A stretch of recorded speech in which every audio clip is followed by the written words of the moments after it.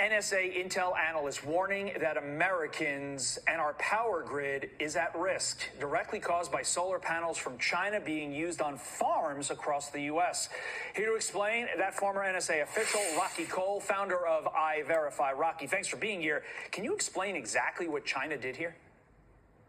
Sure. Undisclosed communication devices were recently found in the power inverters of a number of solar panels sold in the United States and which were manufactured in China. And the concern is that the devices could be used to attack the United States power grid. Specifically, they could have attacked the panels themselves, or could have been a jumping off point to move into the wider grid they're connected to. It's not entirely clear. Either way, these findings raise the possibility that China could cut power to key areas of the United States to hurt the economy in the event of war. So to be clear, when you buy a product, any product, specifically in this case from China, there's a list of 10 items in the product. But in this case, there was an 11th, and it was this communication device that they did not disclose, correct?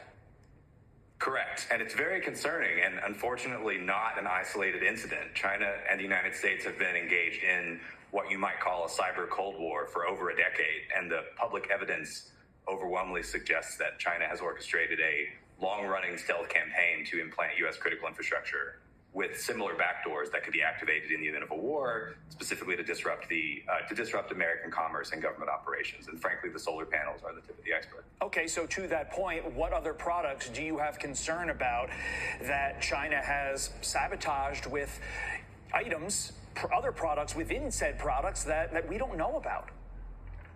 Well, a September 2024 report from the House Committee on China, jointly with the House Homeland Security Committee, alleged that Chinese-made port cranes used in the United States seaports contained unexplained cellular modems that could also have served as a backdoor for data collection and possible disruption.